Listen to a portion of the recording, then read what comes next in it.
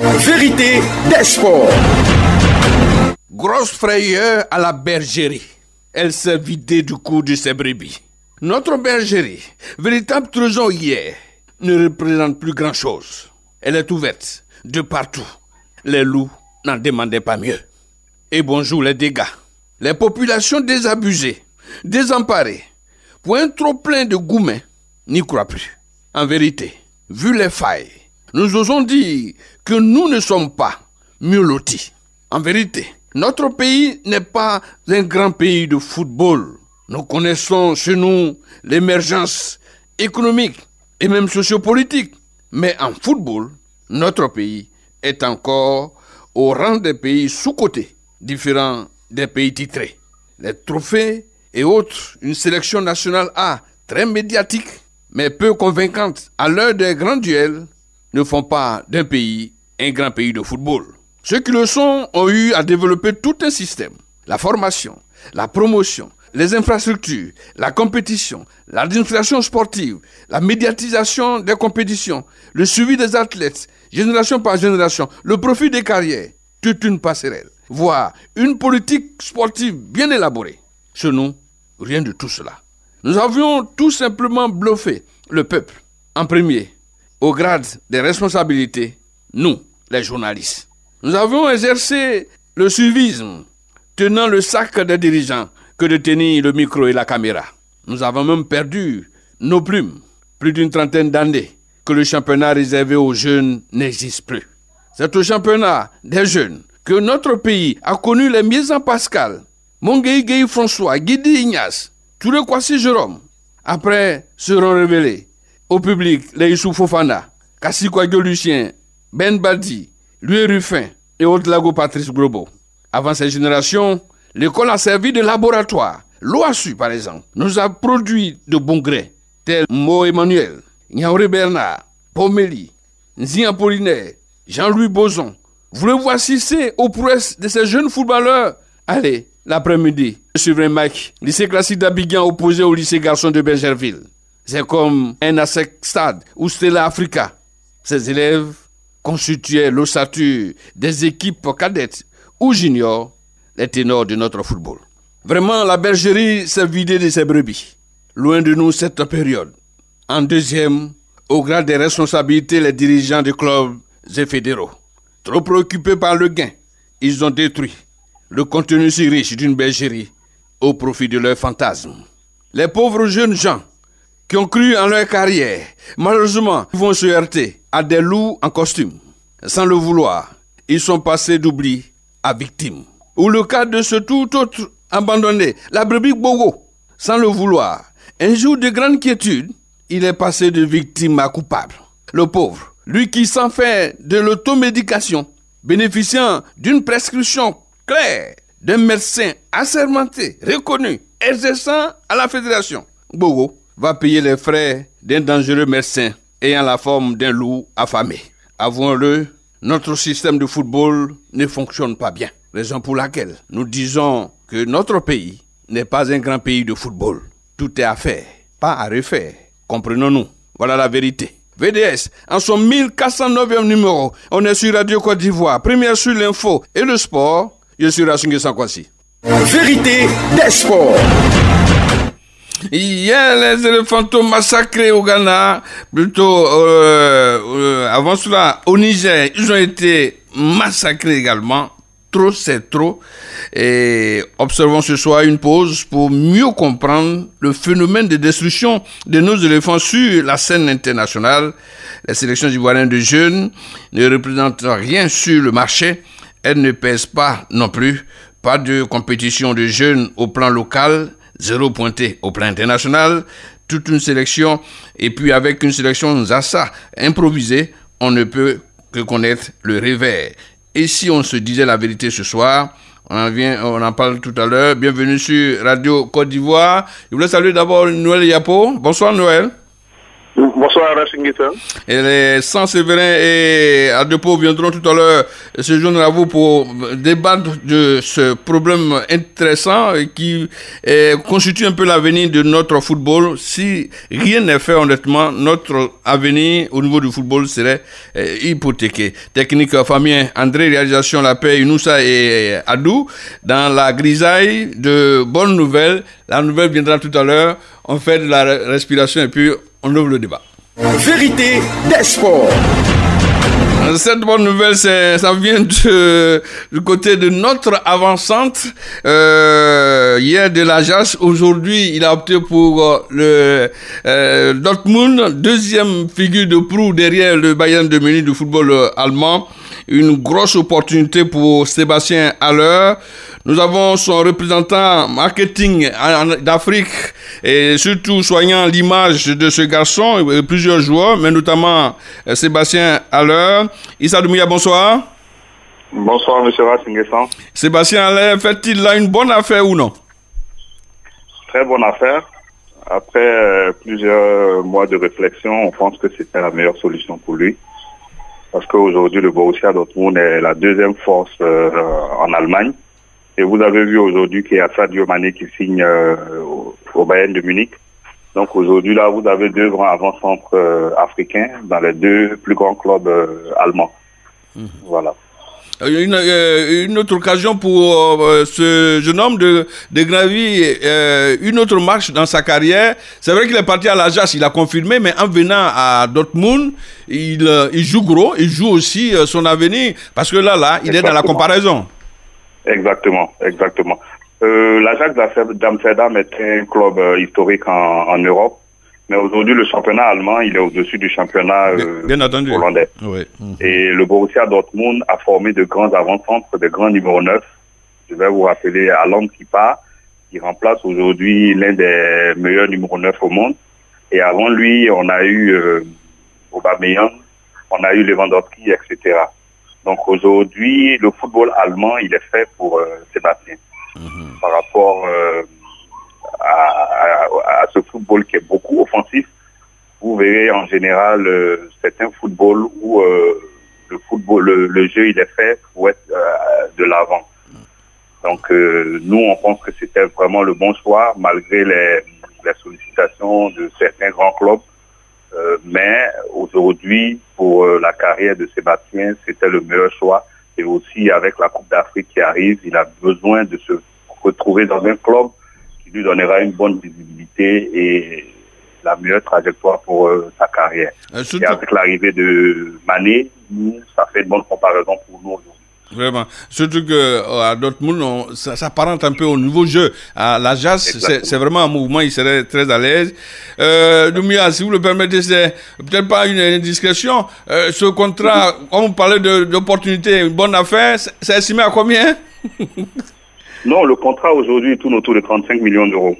C'est-à-dire, pour le paysan qui nous écoute? Après, les détails, vous les aurez parce que il n'est pas encore officiel. Okay. Les deux parties sont tombées d'accord. Les derniers détails sont en train d'être réglés avec l'Ajax. Ok. C'est quand même du costaud. Félicitations. Vous qui soignez son image, faites tout pour que l'image de ce garçon qui est un espoir sûr du football ivoirien soit intacte. Merci Doumbia, et on garde le contact à tout moment. Nos portes vous sont ouvertes. Merci beaucoup. Vérité des sports. Non, il n'y a pas opportunité d'affaires pour notre avant-centre à l'heure. Un petit commentaire avant de rentrer dans notre débat. Ben oui, Rach, je pense que Sébastien Haller fait une bonne affaire parce que surtout que là, Haaland est parti. Et quand on regarde, tout à l'heure, Doumbia l'a dit, il y a eu Aubameyang, il y a eu Lewandowski, il y a eu Haaland. Et quand tu regardes le schéma dans lequel cela joue, quand tu regardes le physique de ces attaquants, c'est quasiment le même physique que Sébastien Haller. Donc je crois qu'il fait une très bonne affaire. Il arrive dans un club qui aime bien ce genre de physique en attaque. Et logiquement, il doit pouvoir s'exposer. Je crois que c'est à lui maintenant de saisir la chance parce que c'est un défi. Ajax, c'est un club de formation un peu plus petit que Dortmund. Donc aujourd'hui, c'est un défi. Le reste, Doumbia a fait, tous les autres ont fait leur travail. C'est à Haaland de prouver qu'il peut être d'un niveau au-dessus et que sa carrière doit pouvoir, à partir de Dortmund, décoller. Oui, voilà. Merci pour ces précisions.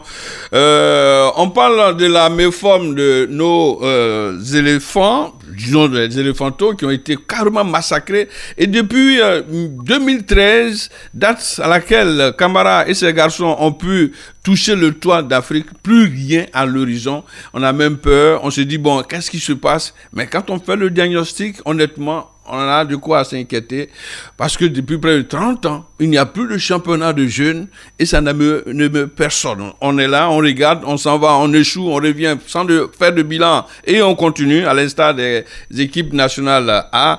Que faire? On ouvre le débat.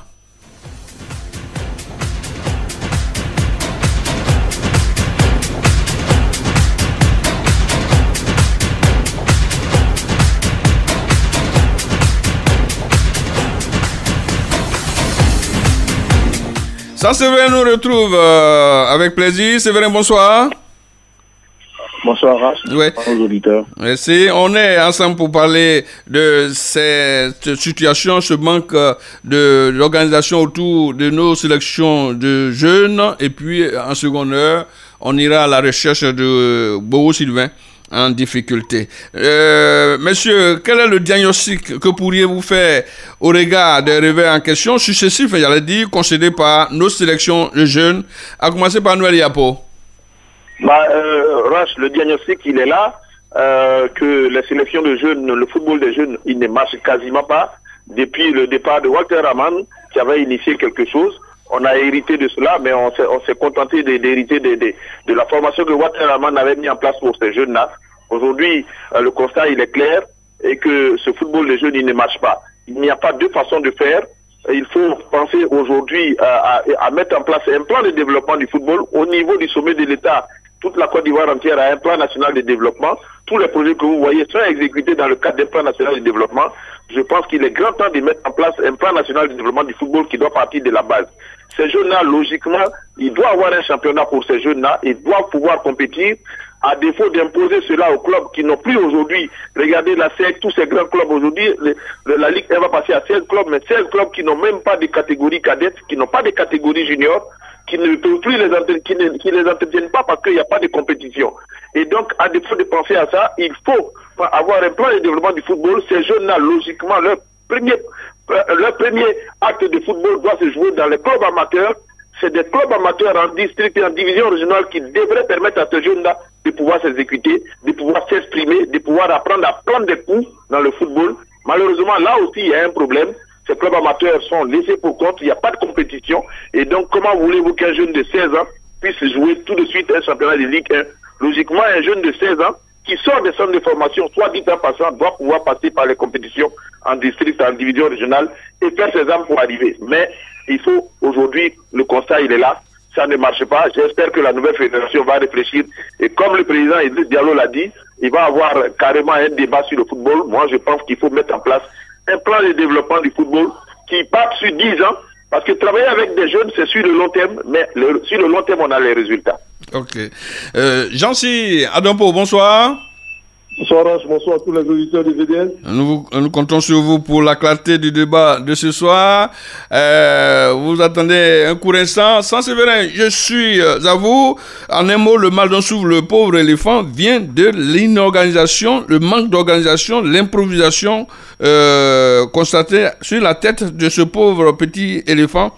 C'est un peu tout ça qui fait que bon, ça ne marche pas chez les jeunes, en un mot. Il faut véritablement une opération Marshall même au niveau de toute l'entité du football en Côte d'Ivoire, parce que ce qui vient de nous arriver là, aussi bien chez les dames que chez les U17 et les U20, vraiment nous laisse à réfléchir. Et je pense qu'avec l'avènement de ce groupe politique directeur fédéral là, qui est dirigé par Yacine Diallo, il faut réellement qu'il y ait un vrai débat. On revient juste encore à Noël Yapo. Effectivement, l'inorganisation, l'improvisation pourrait donner ces gens de revers Noël. On peut former, mais s'il n'y a pas de composition pour les former, il n'aura pas de résultat. Noël. Mais tout à fait, s'il n'y a pas de compétition, on est en football. La seule façon de déterminer, de voir si ceux qu'on a formés sont bons, c'est des compétitions. Moi, je l'ai dit, on a dit dans les émissions précédentes, il faut, à mon sens, un cahier de charges. On ne peut pas avoir 16 clubs en Ligue 1, 24 clubs en Ligue 2, ça fait 40. qui n'ont pas de compétition de jeunes, qui n'ont pas de jeunes, qui n'ont pas de compétition. Je m'excuse, à un moment, la SEC avait même pris le luxe d'avoir une équipe réserve, mais ils ont été obligés de fermer cette équipe réserve parce que les autres n'en ont pas. Il n'y a pas de compétition. À plus forte raison, une équipe cadette. Les cadets, c'est 16 ans.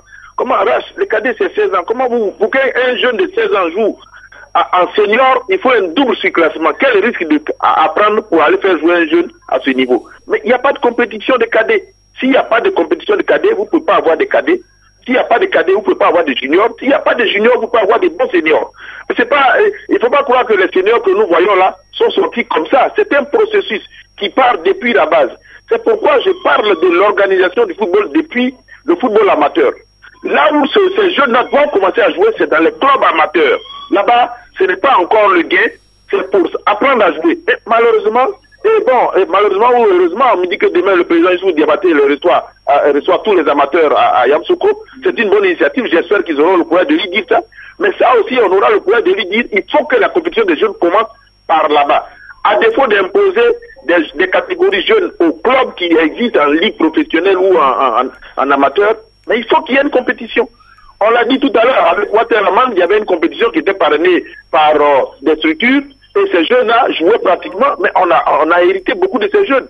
Mais aujourd'hui, s'il n'y a pas de compétition, regardez l'équipe nigériane qui bat la Côte d'Ivoire 3-1, vous regardez cette équipe-là, elle joue avec une suite logique, il y a des combinaisons, on sent qu'elle est en jambes. Mais nos Ivoiriens, mais les Nigériens ont compris qu'on avait une seule étoile, Yohan Diomandé. Dès qu'ils l'ont fermé, c'est fini. Mais cette équipe ivoirienne-là, elle a même du mérite. On les a pris à gauche et à droite sans aucune compétition. Elle s'est retrouvée là-bas. Mais le résultat, il est là. Il n'y a aucun résultat qu'on peut obtenir s'il n'y a pas de travail RH. Ouais. Alors, sans Séverin qui revient, on peut résumer tout cela. C'est vrai qu'il y a l'improvisation. Quand on s'en va chercher ses enfants, il n'y a pas de compétition véritable. Les clubs, en un mot, ont mis de côté le cahier de charges alors imposé par la fédération. Sans Séverin. Écoutez, Rach, désolé pour nos auditeurs, j'avais été coupé. Je disais que c'est dommage que les dirigeants du football ivoirien ne se rendent pas compte que tout commence à la base. Quand vous prenez les équipes européennes, on va prendre la France sur laquelle on aime prendre beaucoup les exemples. À Clairefontaine, il y a des équipes de jeunes qui sont amenées à être propulsées en équipe de France, tout comme certains clubs. Chez nous ici, le mal premier, c'est que les clubs n'ont pas une filière jeune.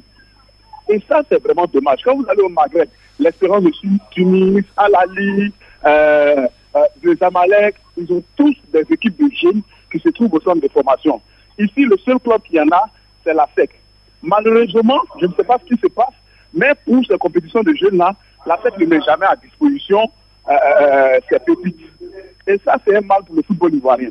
La CAF et la FIFA avaient dit dans le cahier de charges, il faut que chaque club qui participe au championnat d'élite ait une équipe de jeunes avec tout ce qui va comme les infrastructures, les moyens de déplacement et tout ça. Mais ici, on n'a pas ça. On préfère se contenter, quand il y a de grandes compétitions, d'appeler des amis, s'ils ont des centres de formation, et prendre les jeunes là. Mais il y a quelle fusion entre ces jeunes-là qui ne sont pas en jambes parce qu'il n'y a pas de championnat de jeunes? C'est qu'on peut faire enlever les rideaux du championnat ivoirien.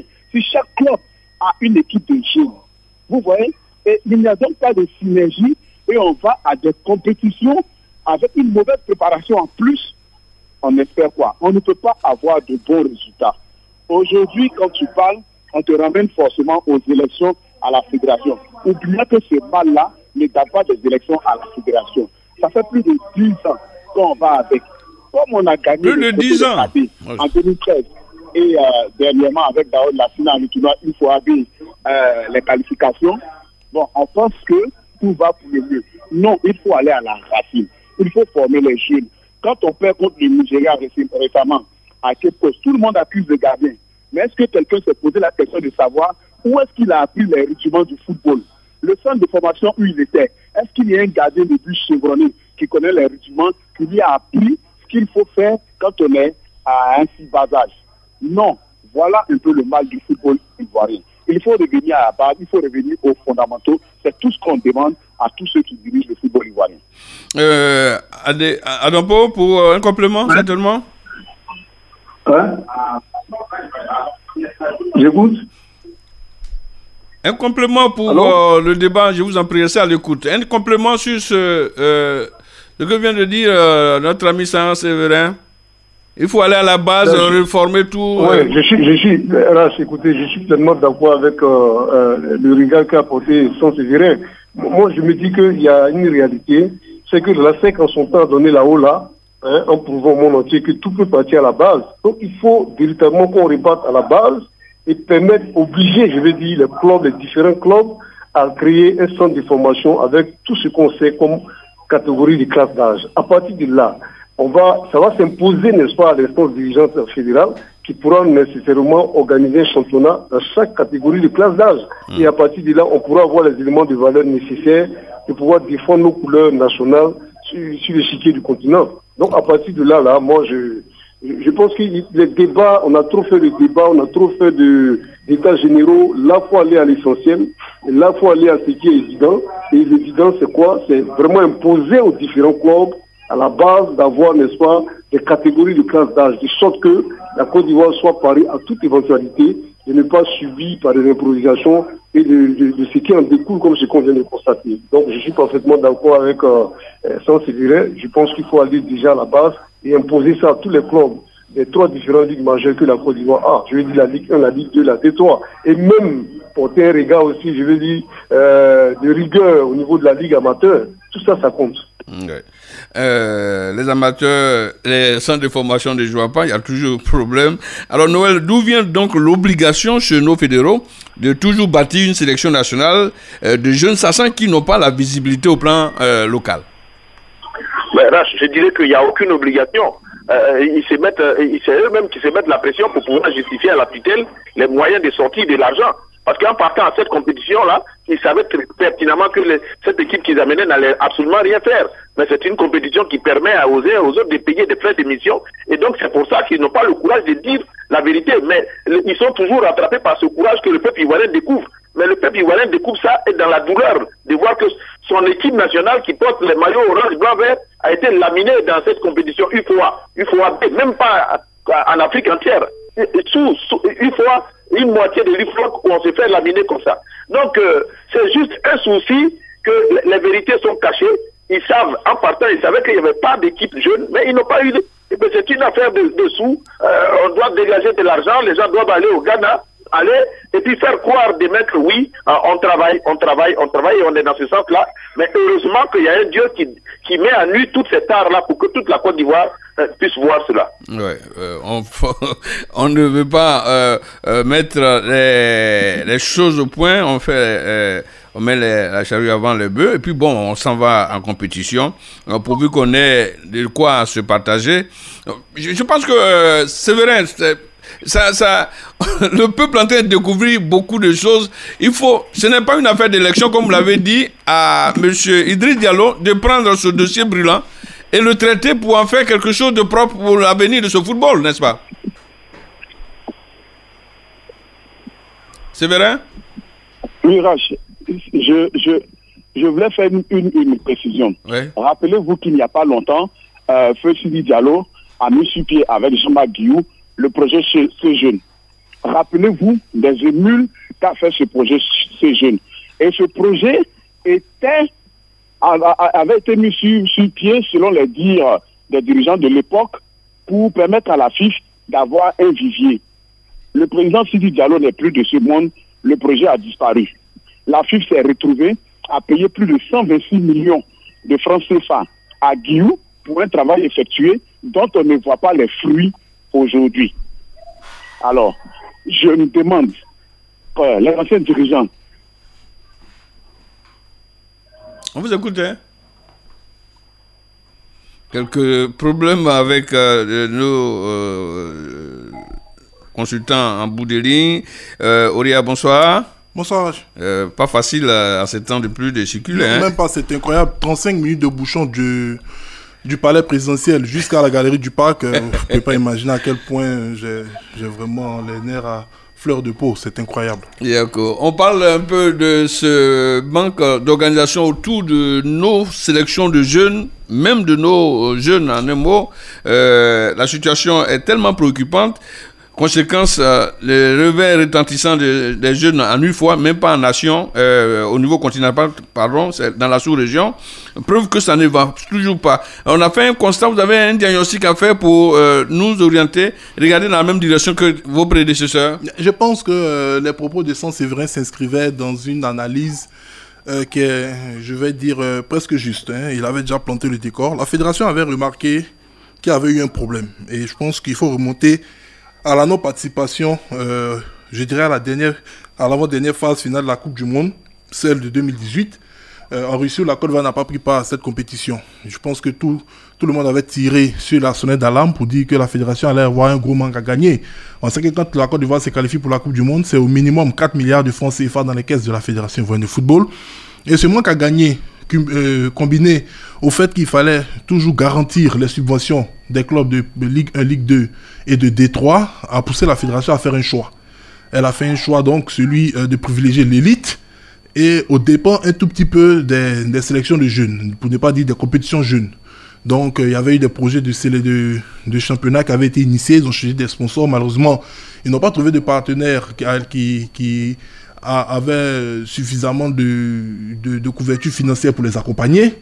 Ils ont dû essayer tout simplement de trouver quelques partenaires centres de formation auprès desquels ils allaient se tourner pour avoir à chaque fois des joueurs pour alimenter ces sélections, le temps de reprendre du poids de la bête et revenir vraiment à des compétitions normalisées. Et ensuite, comme on le sait tous, il y a eu la mise en place du projet C-Jeunes, qui devait permettre donc de suivre tous ces joueurs sur l'ensemble du territoire national. Projet qui a été contesté, on se le rappelle, par les membres de l'ex-GX. Et ensuite, il y a eu l'arrivée du comité de normalisation. Quand le CONOR est arrivé, le CONOR a dit on va évacuer le problème de la fédération, on inscrit l'organisation des compétitions dans la gestion courante. Là où certains avaient dit non, écoutez, il faut plutôt s'appesantir sur les mots pour lesquels vous êtes arrivés, le contentieux électoral, voir certains tests litigieux à modifier dans les statuts et règlements de la fédération, et essayer de régler les problèmes de certains membres actifs, comme l'Africa et les groupements d'intérêt. Bon, les membres du comité de normalisation ont trouvé judicieux qu'il fallait que le ballon roule. Ils ont organisé la compétition en Ligue 1, en Ligue 2, pas en D3, pas chez les jeunes. Ils ont fait 2 ans, M. Rachet, il faut le dire aussi, près de 2 ans à gérer le football ivoirien dans la normalisation. Ça laisse des traces. Et aujourd'hui, on a une nouvelle fédération qui vient, qui était celle de ceux qui avaient contesté le projet C-Jeunes, qui était censé avoir en majorité, puis ce sont les clubs de Ligue 1, avoir des centres de formation au moins avec des joueurs de qualité, qui devaient alimenter dans un premier temps ces équipes jeunes. Qu'est-ce qu'on a constaté? Je ne vais pas dire que c'était du vent, mais que les sélections de jeunes de Côte d'Ivoire n'y arrivent plus. Elles ne sont qualifiées pour aucune compétition. La dernière compétition à laquelle, si ma mémoire est bonne, une sélection de jeunes de la Côte d'Ivoire a eu à participer, c'était la CAN U23, où on a terminé vice-champion en Égypte face à l'Égypte. Les Jeux Olympiques aussi. Et on est parti, oui, c'est de là qu'on est parti au niveau des Jeux Olympiques. Après ça, patatras. Donc, je pense qu'aujourd'hui, si on a cette accalmie au niveau du football ivoirien, il faut que véritablement, voilà, qu'ils s'asseyent et qu'ils définissent une véritable politique de mise en place de compétitions jeunes, afin qu'on puisse véritablement sélectionner les meilleurs. Parce que ce qu'on a vu lors du dernier tournoi de l'UFO au niveau des U17, j'en ai même ri, j'ai dit, si on me dit... C'est de l'amusement. Voilà, si on me dit quels sont les meilleurs U17 de la Côte d'Ivoire qui étaient présents là-bas, c'est que vraiment la Côte d'Ivoire du souci, c'est fait pour l'avenir. Ils sont allés faire un peu du gaspillage. Vous l'avez dit, dernière compétition, vice-champion en Égypte et puis les JO. Une chose de créer donc ces conditions et une chose aussi de suivre un peu nos garçons. Notre problème ici, Noël Yapo, c'est le suivi de nos joueurs. Des générations ont été brûlées comme ça. 2013, cette belle génération de Camara et qui gagne la Coupe d'Afrique des cadets. Seul encore en situation, c'est Franck Kessié. Le reste, disparu. On a eu une autre génération qui était partie à la Coupe du Monde, où on a eu le buteur Souleymane. 2011. 2011. Il y a celui qui le représente actuellement, c'est Jean Kwasi qui est présent en équipe. Ok, disparu. Bon, on parlait tout à l'heure des Jeux Olympiques. Après l'Égypte, certainement ces garçons-là... Ils devaient monter en majorité. Kwame Christian. Ouais, Kwame Christian, Sangaré, Ibrahim. Il y en a quand même un bon petit nombre. Hein. Alors, c'est le suivi qui nous pose problème ici, Noël Yapo. On va tout mettre en place. malheureusement, si on ne suit pas nos garçons, on serait encore obligé d'aller chercher les binationaux. Alors qu'au plan national, on a des nationaux qui peuvent vraiment porter fièrement ce drapeau ivoirien. Votre avis, Noël? Oui, Rache, oui, c'est effectivement le problème du suivi, mais avant cela, je voulais dire rapidement sur ce que Ori a dit. La deuxième partie que j'approuve, c'est vrai que le problème des personnes a fait qu'un projet comme ces jeunes a été contesté, c'est dommage. J'espère que ceux qui sont arrivés ont un projet pareil pour développer le football des jeunes. Mais la première partie de ce que Ori a dit, c'est que moi, je pense que la Côte d'Ivoire a participé à tous les Coupes du Monde. Les retombées n'ont pas permis jusque-là de mettre en place une bonne politique de formation des jeunes. Et donc, ça ne peut pas être un problème de moyens. Parce que si on prend le cahier des charges, tous ces clubs-là doivent avoir des jeunes. Aujourd'hui, ces jeunes que nous voyons là, pour revenir à ce sujet-là, ces jeunes que nous voyons qui viennent de jouer à UFOA, logiquement, ça devait être des jeunes de la SEC, de l'Africa, du stade, je sais pas moi, du Stella et tout ça. Malheureusement, ce n'est pas le cas. Et donc, le problème du suivi, il est clair, Rache, que tant qu'on n'a pas une politique de développement du football sur une longue durée, sur 10 ans, avec des objectifs clairs, où on se dit, on parle maintenant, voici nos objectifs, dans 10 ans, voici ce qu'on doit retrouver au sommet. Parce qu'on veut être au sommet. Et qu'en même temps qu'on définit cette politique de développement avec des objectifs, on regarde en même temps, en évoluant dans les 10 ans, qu'est-ce qu'on va faire derrière. Si on n'a pas cette politique, on ne peut pas mettre en place l'exécution de cette politique. Et c'est dans le contexte de l'exécution de cette politique-là qu'on fait le suivi. En général, tout le monde le sait, on parle de suivi-évaluation. Suivi-évaluation de ce qu'on a mis en place. Mais là, on n'a rien mis en place. Quand rien n'est mis en place dans l'organisation, il ne peut pas avoir de suivi. Le suivi, ça fait partie, c'est une partie de l'organisation qu'on met en place. Malheureusement, on n'a même pas encore commencé à mettre l'organisation en place autour des jeunes. Ce qu'on vient de voir au Ghana, là, ces jeunes-là, moi je salue leur courage, ils ont de la qualité, mais soyez sûrs que d'ici quelques mois, on n'entendra plus parler d'eux. S'il y a une nouvelle équipe dans cette compétition, ça va être des nouveaux jeunes. Et ça, c'est incompréhensible. Ok. Sans Séverin, le suivi en question? Alors, il ne peut pas avoir de suivi s'il n'y a pas quelque chose qui est mis en place, comme le disait tout à l'heure l'autre. C'est aujourd'hui, le football ivoirien a besoin de la chicotte, surtout au niveau du football des jeunes. Actuellement, il y a un séminaire au Maroc pour le football amateur et le football des jeunes. Il n'y a personne là-bas. Il n'y a pas de dirigeants du football ivoirien là-bas. Toute l'Afrique est en train de plancher sur les championnats des jeunes, sur le football amateur. On est assis à Abidjan ici. À quel moment est-ce que la Côte d'Ivoire, ce grand pays de football-là, va prendre en compte la base? Depuis 2014, on n'a jamais joué de Coupe du Monde dans les différentes catégories. Aucune. On n'a jamais joué de Coupe du Monde dans les catégories U20, U17, U23. Ça, c'est aberrant. Pour un pays comme la Côte d'Ivoire, au niveau des seniors, on a 2 CAN. Beaucoup pensent que c'est déjà trop, mais au niveau des jeunes, il y a beaucoup de place à apprendre. Toutes les nations de football ne sont pas aussi fortes que le Cameroun, que le Nigeria. Un pays comme la Côte d'Ivoire peut éventuellement venir derrière. Ce qu'il faut aujourd'hui, c'est de mettre en place un championnat des jeunes. Un championnat des jeunes, et il faut que ça se joue avant les journées de championnat de Ligue 1. Je pense que le nouveau comité exécutif de la FIFA a ça en projet, pourvu que dès l'année prochaine, cela soit mis en route pour qu'il y ait ensuite un suivi. Ok, on a vraiment bien compris. On fait, Fabien, de la réclame et puis on finit le reste du temps avec le dossier Sylvain Bogo. Vous suivez la rediffusion de Vérité des Sports. Vérité des Sports. Je ne savais pas que ces messieurs pouvaient aussi prier. Ils ont prié toute la journée d'hier. Même cette journée, ils ont prié. La nuit d'aujourd'hui, ils le feront encore. Prier pour ne pas qu'il y ait la pluie ce vendredi. Vendredi, on remet le couvert. Un couvert rouge. Africa Stade. Arbitre central, la pluie. Premier juge de touche, le soleil. Deuxième juge de touche, la lune. On va aller voir encore ce que vaut ce Africa Stade placé sous la menace de la pluie. Alors le match qui aura lieu, on verra que le meilleur gagne. Vous êtes à Vérité des Sports. On ouvre ce dossier qui nous désole, qui nous peine. Comment sauver le soldat Bobo? Bobo, sans aller à l'automédication, s'est fait prendre au piège par un médecin qui pensait bien faire. Ce médecin a prescrit quelque chose de dopant pour le garçon, aujourd'hui suspendu 18 mois par la FIFA. Rien n'arrive au médecin. Là, ce qui nous inquiète ici, c'est que le médecin est encore en service. Et les autres joueurs qui demain viendront en équipe nationale. ne ferait-il pas la même chose pour ces garçons? Encore que la FIFA va regarder du côté maintenant de la Côte d'Ivoire où des médecins s'adonnent au dopage de leurs joueurs. Monsieur, on en parle un peu. Noël et Séverin avant Auria. Auria d'abord, 18 mois de suspension pour le garçon Bobo. Pour vous, Auria, c'en est fini pour notre Bobo? Bon, si c'est dans l'optique de jouer la Coupe d'Afrique des Nations... non, pour sa carrière. On parle même pas de... Oui, non, pour sa carrière, je pense pas. Je pense que après son retour, si j'étais à la place de Bobo, je ne m'en irai pas comme ça, pas sur cette note. Donc je pense qu'il a encore la possibilité, après cette suspension, même s'il faut qu'il revienne sur le plan local pour jouer dans un club national, pouvoir terminer en beauté une saison ou deux. Voilà, pour la CAN, là c'est fini. Non, mais pour la CAN c'est fini, puisque il va passer 18 mois plus tout le temps qui s'est déjà écoulé depuis la dernière CAN sans jouer. Voilà, c'est impossible pour un sélectionneur de le prendre. Sa suspension va courir jusqu'à, je crois, 3 jours après le début de la compétition. Je crois que sa suspension s'achève le 26 juin, normalement, 2023.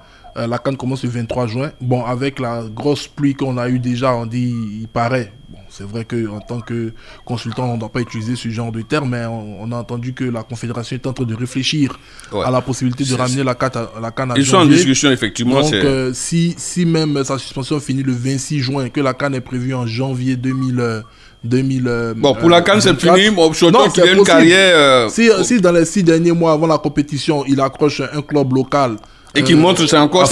Par exemple, l'Africa, bon, la section 6 c'est Karim, donc peut-être l'Africa, le CW Sport, le Sapedo, son ancien club, ou même le Stade d'Abidjan, ne sait pas, qu'il montre véritablement de grandes capacités, il pourrait revenir en équipe nationale. Ok, c'est vrai, ce garçon Bobo, d'aucuns diraient qu'il y a eu ce complot pour l'écarter.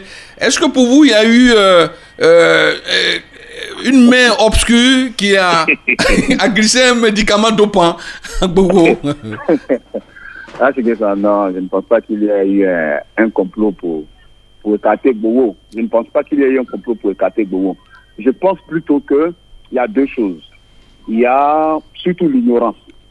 L'ignorance au niveau du joueur. De qui? Lui, il est malade, un médecin, il fait confiance. Au niveau du joueur. Oui. Les tests de la FIFA sont clairs. Même si c'est ta mère, ta femme, ou bien Dieu qui te donne un médicament, tu le regardes et tu le confrontes aux médicaments interdits qui sont sur la liste. Oh, c'est vrai, je suis pas d'accord. Et donc, le joueur aurait dû prendre cette précaution. Même si c'est sa mère qui lui donne le médicament. À ce niveau-là, les tests de la FIFA sont clairs. On compatit tous à la douleur du joueur. On compatit tous à sa situation.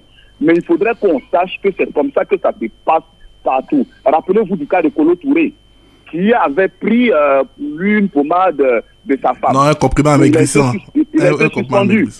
Donc, oui, mais ce n'est pas son médecin de l'équipe qui lui a donné. Quand il est allé devant la commission de la FIFA, on lui a demandé quel niveau il a. Parce qu'on ne peut pas comprendre qu'un footballeur de haut niveau puisse prendre un médicament sans consulter la liste des médicaments. Je suis d'accord. La question que les Ivoiriens doivent se poser, est-ce que Bobo a pris le médicament dans le temps prescrit par le médecin? Parce que jusqu'à présent, personne n'a la version du médecin. Et tout le monde dit non, il est encore en poste. Mais bien sûr. Oui, mais un dossier comme ça, c'est vrai. C'est vrai. Tout le monde m'entend. Oui, c'est vrai. Un médecin de sa trempe, lui qui a été assermenté, il y a un dossier aussi brûlant où un de vos joueurs est suspendu 18 mois par la FIFA. Vous n'intervenez pas et il est assis là-bas. Ils vont l'accuser. Oui. Oui. Même s'ils interviennent, vous ne le saurez pas. Parce que s'ils interviennent, ça se passe entre eux et la FIFA. Les questions de dopage, ce ne sont pas des questions qu'on met sur la place publique. Ce sont les sanctions qui sont sur la place publique.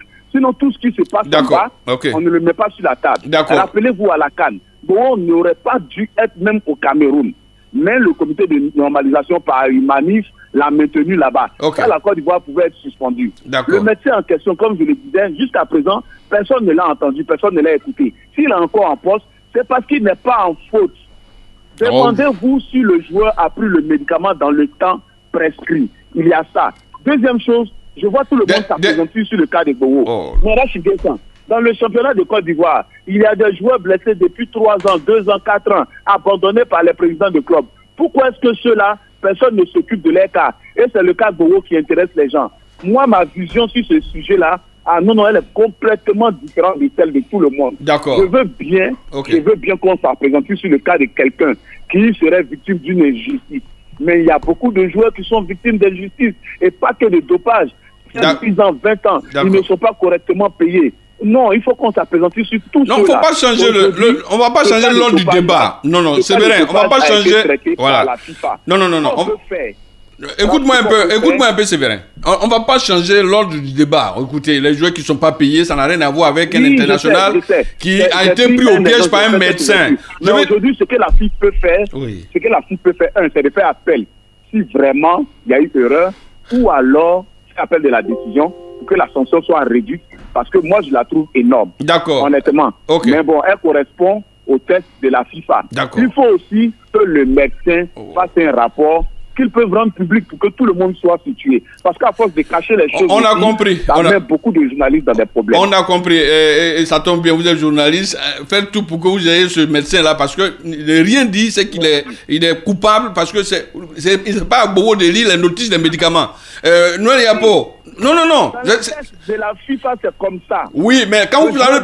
Le médecin assermenté au service d'une fédération est une garantie. C'était pas moi le malin qui va lire les notices quand même. Noël Yapo.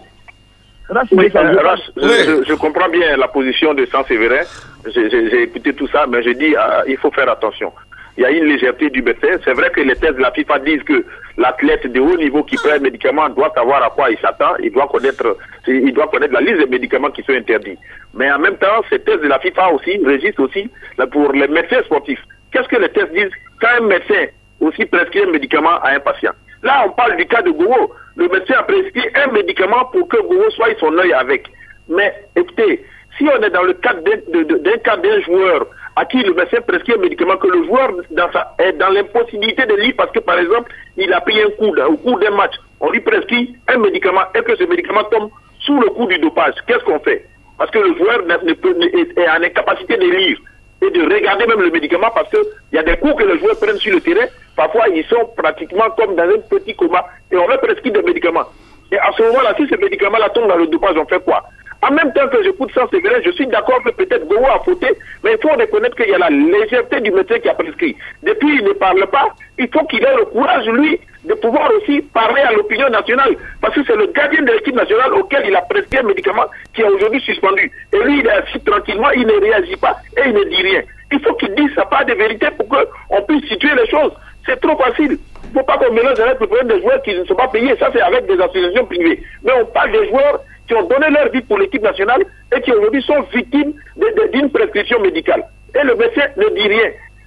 Il faut que la fédération convoque le médecin pour l'entendre. La FIFA dit oui, le joueur est fautif, il est pénalisé, il a plus de 18 mois. Mais la même FIFA aussi régit la médecine sportive. Qu'est-ce qui est prévu dans ces conditions-là pour le médecin qui a prescrit le médicament? Parce qu'un joueur peut être dans l'incapacité de lire le médicament, et puis bon, mais là, on parle, ça c'est vrai, parle du cas où le joueur est dans la capacité de lire. Et s'il est dans l'incapacité de lire, un joueur qui est dans un semi-couvert à qui on prescrit un médicament, et si après, ce médicament reste dans son corps et qu'on se rend compte qu'il est il tombe sous le coup du dopage, on fait quoi? Donc il y a la faute du médecin qu'il faut soulever, et que ce médecin aussi doit être sanctionné. Il ne peut pas continuer parce qu'aujourd'hui, c'était un risque. Aujourd'hui, tous les joueurs de l'équipe nationale ont même peur d'approcher un médecin. Oui, et mais il est dangereux pour l'équipe nationale. On ne parle même pas d'un club, mais pour notre équipe nationale, un tel médecin ne doit pas être en exercice là-bas, en fonction. C'est pas possible. On peut tout dire, mais un malade, aujourd'hui, quand on parle de la loi de la FIFA, il faut le joueur... Écoutez, M. Ouria est joueur, il ne peut pas se faire soigner par sa femme qui dit « Chérie, tenez ce médicament » sans voir un peu la notice et autres. Mais le médecin qui est reconnu par la fédération, dont le nom est sur la tablette de la FIFA, lui c'est la garantie. Le joueur n'a pas le temps de lire la notice. Si lui-même n'a pas lu, il est dangereux pour les autres joueurs. Auria, pour cette situation, il faut peut-être trouver une formule. Le cas Bowo est là, mais demain il y a d'autres cas Bowo qui pourraient survenir. Je vais donc essayer de situer la responsabilité de tout un chacun dans cette situation. Vous savez, il nous reste 1 minute. Oui, cette responsabilité-là, elle est multiple. La première des responsabilités, je suis d'accord avec vous, c'est celle du médecin. Chaque année, l'AMA, l'autorité de lutte contre le dopage, envoie des listes actualisées des molécules qui ne doivent pas être utilisées par des sportifs de haut niveau. Ce qui veut dire que, avant la prescription de n'importe quel type de médicament, le médecin se doit de signifier au joueur si c'est un médicament essentiel qu'il ne devrait pas l'utiliser pendant les périodes de compétition et signaler l'utilisation de ce médicament-là à l'AMA ou à la FIFA pour qu'en cas de contrôle, on puisse savoir que l'enfant est suivi pour un mal. Le deuxième fautif, c'est l'athlète, parce que de ce qu'on a eu dire, c'est que les traces de la molécule sont restées, normalement devaient disparaître longtemps avant le test dopage.